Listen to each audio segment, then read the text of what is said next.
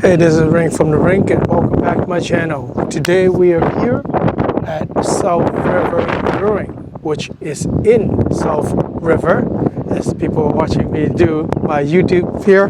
This is the helmet I've been using forever, and don't know, is the white match the crazy looking matte self-healing paint? I don't know, but I'll take this away. So that's right, this bike is the Kawasaki H2. Now this is the carbon. As you could see, this is the carbon. This bike has been absolutely crazy. It's crazy because it accelerates crazy, it handles quite crazy, it's solid, it's crazy solid. Like the previous video, my delivery, the day I picked this up, the first thing I noticed with my 4RR when I picked it up was comfort. It gave me right off the bat that this thing was crazy solid, not like any other sports bike I've ridden. In fact, aside from your huge touring bike, nothing felt this solid.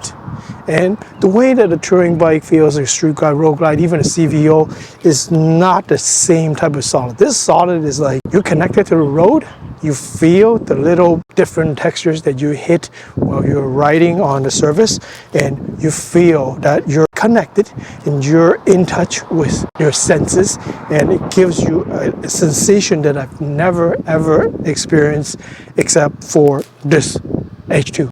The only bike that I've ever ridden that gave me the same type of acceleration no matter what gear is the Livewire. That's electric, and the acceleration on that is blistering. It's crazy. It's not like I've never ever been on any other Lido bikes, Fireblade, R1, R1M, 2 or 3 V4Ss. I've been on the 1199 Superleggera, 1299 Superleggera, but nothing that I just named for me, in my personal experience, have been anywhere close to this. The fact is that this thing, the sound, the chirping, the look, the crazy madness looking, what is there on the market that is like this? Nothing. I mean, there are a lot of other nice looking bikes, awesome looking bikes, and CVOs. I love the look of a CVO or any road glide, street glide, whatever. I mean, to me, bikes, two wheels, they all look awesome.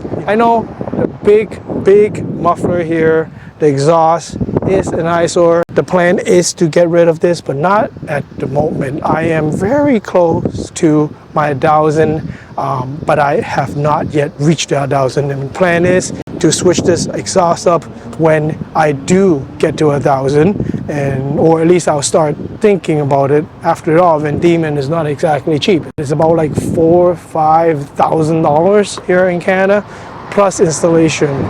You know, like it's like about $5,000. You know, the supercharger says it all. The way power is always at your tip. Every day on the first video, I said I was barely, not even twisting the throttle. I was just touching the throttle, just like this, like a little movement of the hand, and it goes. You gotta get used to it. I'm still not 100% used to it. This, whatever you call it, it's necessary. People who ride this bike, they know. They know what I'm saying, okay? But for those who have not ridden this bike and think this is like a gimmick, you know, as opposed to hold you in, this saved my ass literally. It got me into the position where I would not have slid off the bike, which wouldn't be cool.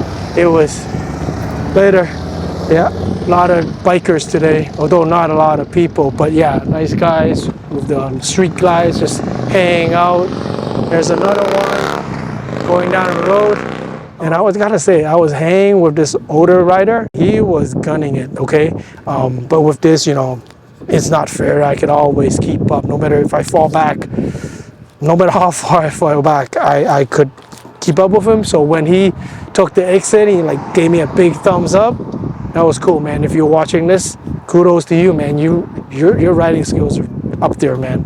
But back to this bike. So no, it doesn't have any cruise control, and it doesn't have a back seat. I love having folded mirrors. Folding mirrors are godsend. Before I park this in my garage, I fold the mirrors, go in, and you know, it's all nice and neat. Besides the folding mirror, analog gauge, and the digital gauge, I love it. I mean, it gives you the best of both worlds because I love analog gauges.